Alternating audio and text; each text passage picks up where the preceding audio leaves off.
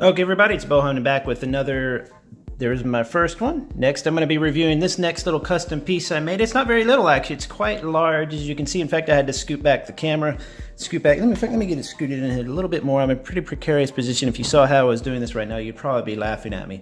But this is probably my favorite Galidor custom thing I've done so far. This is the pod thingy, which is basically if you've ever seen the Galidor series, which, by the way, I started to watch recently because I wanted to see the actual live-action series. Sure, fine. But maybe it's time you put this annual event to bed. I mean... Negativity. It only serves to... Oh! Don't do that. Okay. You know I hate when you do that. Okay, sorry. It's a really, really good little series. I mean, it's kind of hokey. Of course, the effects are kind of hokey, but they're practical effects for the most part. And this is the little time travel pod that the boy, Nick Bluetooth of all names, is funny, jumps into and teleports on to the Galidor world. I've only seen like 2 or 3 episodes, so I don't know the whole story yet. But I saw an interview with Nick Galidor, the guy who played him, and I'm forgetting the actor's name. I'll try to put it in there in the... actually, I'll put a link to the interview from the Lego interview he had at the Lego Con. I grew up with Lego. I've loved Lego. So when they showed it to me for the first time, like, I think I blacked out. Like, I couldn't process that it was mine, you know?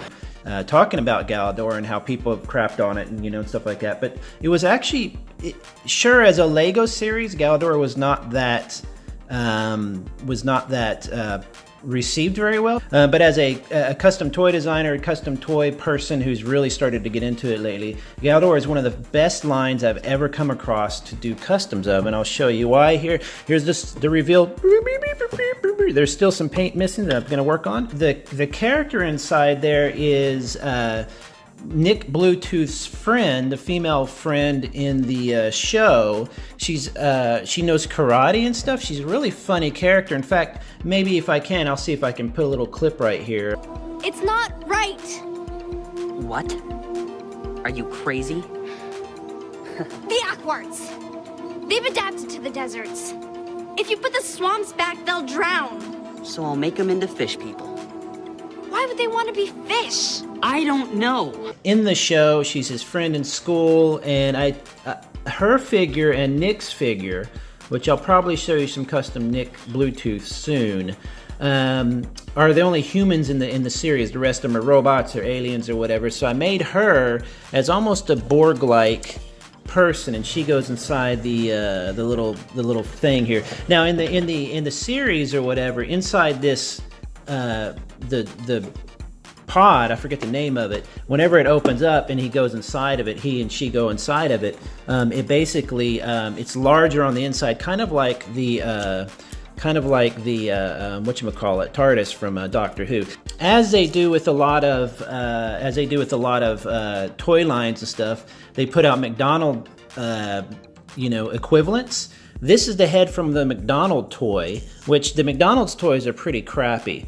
But I love that it had this metal. In fact, I noticed after I'd silvered it that this was her actual hair, as you can see. So I should have probably done that hair color. That probably would have looked a little bit more evil. Maybe I'll eventually, but see, here it kind of comes up.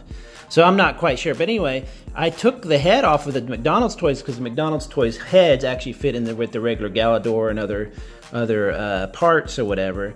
But and I took that and I painted that, made it look a little bit more Borgy. I added some parts to it, did her eyes up. I'm still working on trying to figure out how to paint on this kind of plastic. It's a little bit weird, but here's what the base color was. So I might eventually give her some veins or something on this arm so it doesn't stick out as bad. This arm is really cool. It's a little grabby arm that comes from one of the other, I want to say it comes from the robot dude. I can't remember quite. It might be a Nick Bluetooth arm. I can't remember.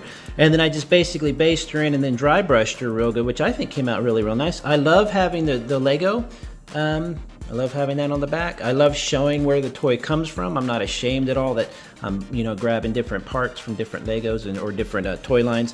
And you can do crazy fun stuff with them, like make them stand like that. You could twist their heads backwards. You can take their head off and put it where the arm goes. You can make them run on all fours. You can do whatever you want. And that's what's fantastic about Galidor. Let's see if we can make her balance. I bet we can make her balance. There we go. That's what's fantastic about Galidor as a base for custom toys, is they're so solid. So when people gave Galidor a hard time for being kind of crappy Legos, oh, well, they're not customizable. You know, Lego is about being able to do anything you want. It's like, well, that's true. So as a Lego line, I admit they weren't as good as you would, expect a typical Lego line to be. But for custom toys, and I've said this a million times when I discovered Galidor, for custom toy making and doll making and just silly fun stuff like this, it's absolutely fantastic. I mean, look at that. She's just great. I just did a quick dry brush, I just messed around with some inks and just, really, I'm still been experimenting with what I can do with Galidor and on that plastic. It's a strange plastic. It's like a semi-matte finish. See if I can show you that. So it's kind of like, it's not like maybe like a Barbie doll, I don't know. And you see how plain the hands are. So I've got a little paint on there too. I'm starting to get where I'm chopping the hands off and replacing them and stuff. She goes in here, she sits on my shelf. She kind of looks like a board queen. This is another problem with Galidor though. A lot of the joints are very hard to keep painted because they just rub off so easy. So that's one problem I'm having. Some of the paints stick wonderfully and some peel off. Luckily, a lot of these toys are, the base colors they're in are pretty good for the model anyway. I frosted the glass with a matte paint. I like how it looks kind of messy. This is just a dry brush, a silver kind of metal on the dry brush. Absolutely love that dry brush color. And that's pretty much it. Some of these parts you can still plug the other Galidor parts in. So that's the pod, one of another million Galidor customs I've done. I'm gonna go grab a few more, maybe do a few more reviews. See you in a bit.